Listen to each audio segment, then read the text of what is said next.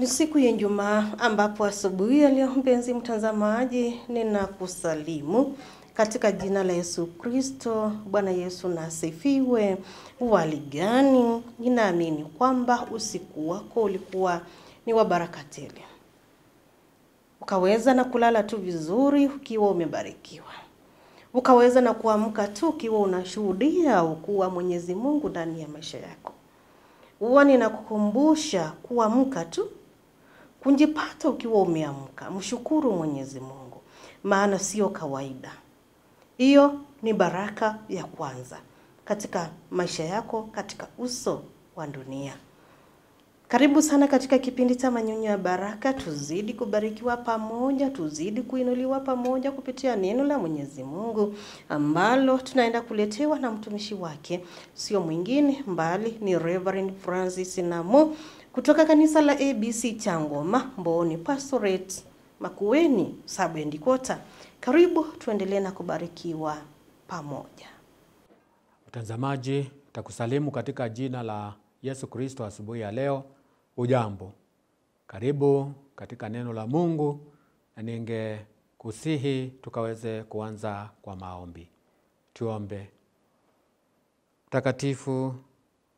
Mtakatifu Baba yetu, tunakushukuru asubuhi ya leo ni kwa ajili ya uhifadhi wa maisha yetu na kutupa kuwa na uhai siku ya leo.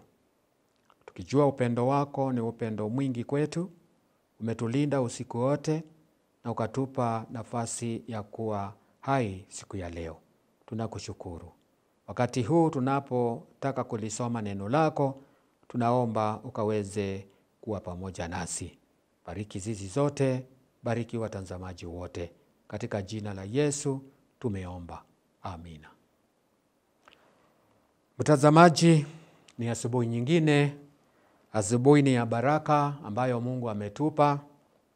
Na ningependa tukaweze kuendelea na neno la Mungu. Na leo tutasoma kwenye kitabu cha Malaki mlango wa 3, mstari huo wa 10, tumalizie na huo wa 12. Malaki mlango wa 3, mstari huo wa 10 hadi huo wa 12. Tusome pamoja. Leteni zaka kamili ghalani, ili kiwemo chakula katika nyumba yangu. Mkanijaribu kwa njia hiyo, asema Bwana wa majeshi. Mjue kama sitawafungulia madirisha ya mbinguni na kuwamwagia baraka hata isiwepo nafasi ya kutosha au la. Nami kwa ajili yenu nitamkemea yeye alaye, wala hata haribu mazao ya ardhi yenu, wala mzabibu wenu hautapukutisha matunda yake kabla ya wakati wake katika mashamba, asema Bwana wa majeshi. Na mataifa yote watawaiteni heri, maana mtakuwa nchi ya kupendeza sana, asema Bwana wa majeshi. Bwana asifiwe. Mtazamaji, baraka za utoaji. Baraka za utoaji. Mungu mwenyewe aliahidi tutakapozingatia yale mambo ambayo amesema, vile tutakavyoenenda mbele zake, utoaji, bila shaka utoaji wa fungu la 10 na sadaka, ametuahidi kuna baraka atawapea wale ambao watazingatia na watasimama katika mambo hayo ya utoaji. Amesema atawainua, mtakuwa watu wa kuheshimiwa, kwa sababu wale watawaona mkitembea watawaita ama watawaiteni wabarikiwa. Mtu huitwa mbarikiwa kwa yale mambo ambayo yanamfuata, yale mambo yanaonekana, vile anavyoenenda, akichunguzwa na akionekana, anaonekana ni mtu ambaye amebarikiwa. Kwa hivyo mtazamaji, hapa si mambo ya msaha. Mungu aliweza kuwaelekeza Waisraeli, akawaeleza ya kwamba katika kile chochote ambacho watapata katika mapato yao, hata kama ni nini, kile ambacho kitafikia cha 10 ni fungu lake.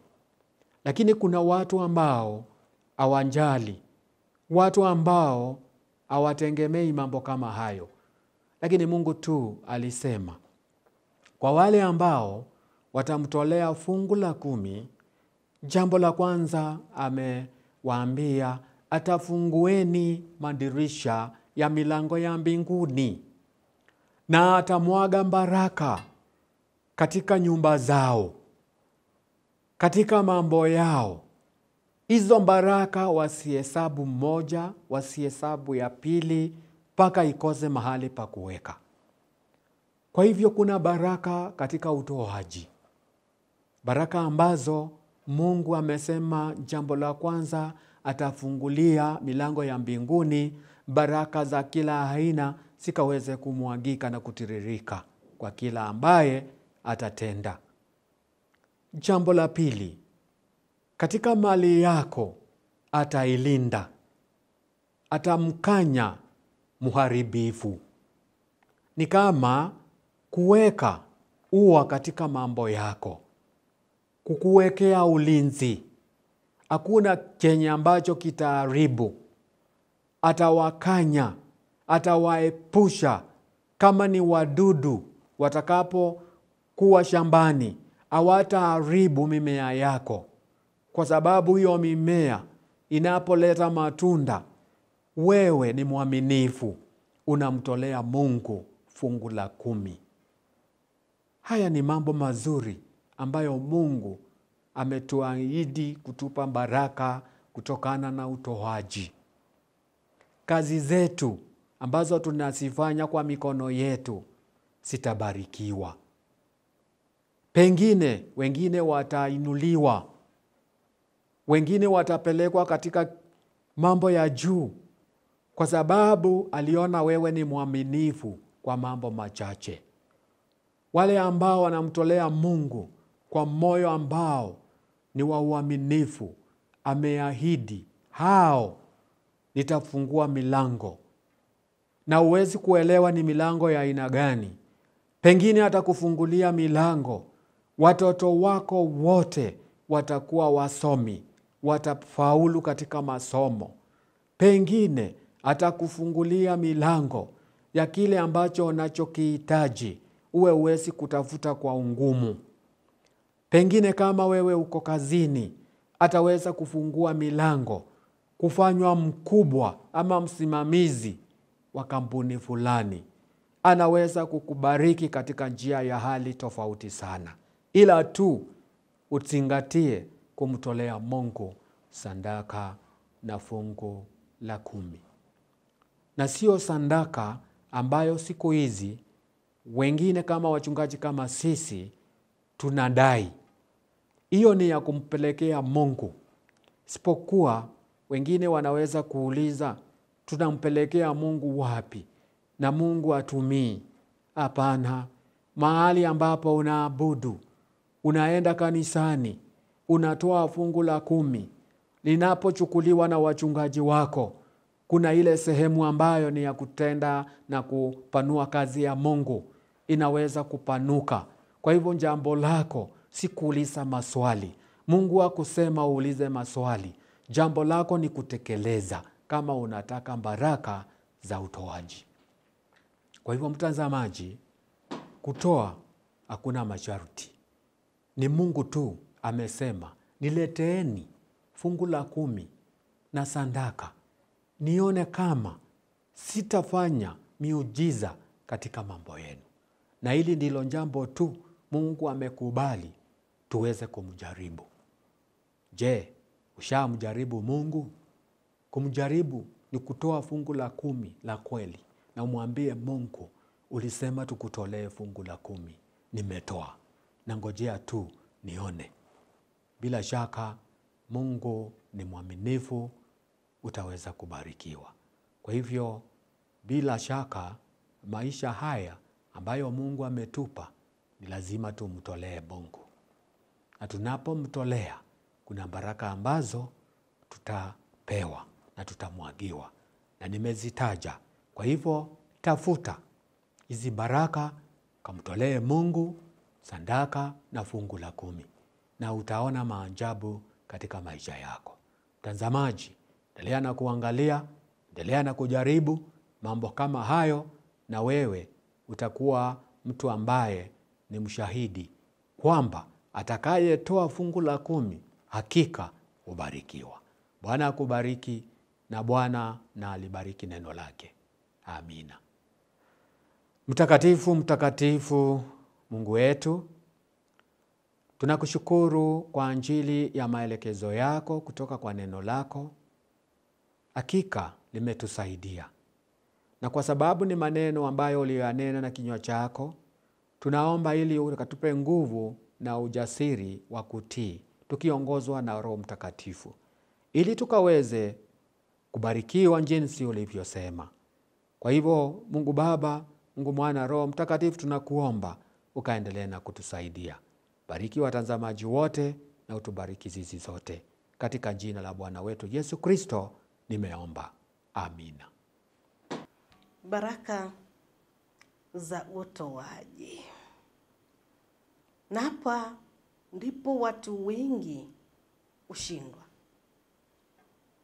Ndipo watu wengi wanafikia wanakosa zile baraka kwa wingi.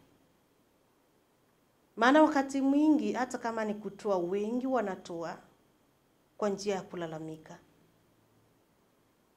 Na ndio sababu nimeona hata Roho Mtakatifu ameweza na kutumia mtumishi wake akaweza na kutufundisha mengi kutokana na baraka za utoaji. Na hapa ni kwamba kutoa kwa uaminifu ni tendo la imani. Na pia ni kukiri kwamba Mungu ndiye chanzo cha baraka zote. Wakati ambapo unatoa, unaonyesha ni imani na unakiri kwamba hizo ama kile ambacho uko nacho kimetokana na Mwenyezi Mungu. Ni yeye tu amekubariki nacho, sio chako. Lakini Mwenyezi Mungu ameweza na kukubariki nacho ili ukaweze na kukilinda. Ni baraka kutoka kwa Mwenyezi Mungu. So unafaa kutoa, yani ili kukiri kwako kukaweze na kuonekana kupitia hayo matoaji ama utoaji. Mungu anaahidi baraka tele kwa watoaji waaminifu. Tuelewe kitu kimoja hapa. Anaahidi sio kwa watoaji tu, bali kwa watoaji waaminifu. Hadi hakutakuwa na nafasi ya kutosha kuziweka ama kuzipokea. Yani utabarikiwa kiasi ya kwamba ukose mahali pa kuweka. Maana yani mahali ambapo ulikuwa umetayarisha kuweka kumejaa kila mahali. Kila mahali.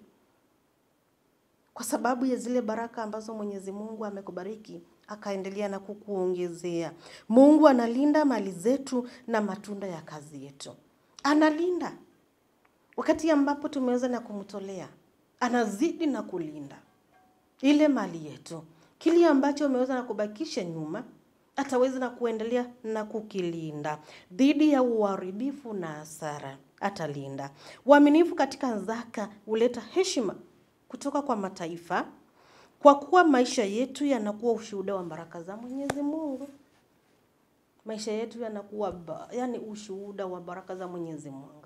Wengi hapa kando wataweza na kuangalia na kusema kwamba kweli huyu amebarikiwa na Mwenyezi Mungu. Kweli huyu ameinuliwa na Mwenyezi Mungu. Maana kupitia tukiangalia tu tunaona. Nani utakuwa unaonekana hata na mataifa kwamba huyu amebarikiwa. Je, uko tayari kuwa ushuhuda kwa wengine kwamba umeweza na kubarikiwa? Tutoe kwa uaminifu. Maana kile ambacho tuko nacho ni baraka kutoka kwa Mwenyezi Mungu. Mungu na atubariki. Roho wake atusaidie ili tuwe na moyo ama roho ya kutoa kwa uaminifu, ili tukaweze na kupokea kwa wingi kutoka kwa Mwenyezi Mungu. Ninaamini kwamba hilo fundisho limeweza na kukusaidia, na hakika tutazidi na kutoa kwa uaminifu. Tuwe na siku njema. Mwenyezi Mungu azidi na kutubariki. Kwa ndugu zetu ambao wanaenda katika nyumba za ibada kwa siku ya leo kuabudu Mwenyezi Mungu, ninawatakia ibada ya baraka. Mungu na wabariki. Mungu na wawe pamoja nanyi. Tupatane saa 3:30 usiku ili tukaweze na kubarikiwa tena kupitia marudio ya hiki kipindi. Shalom.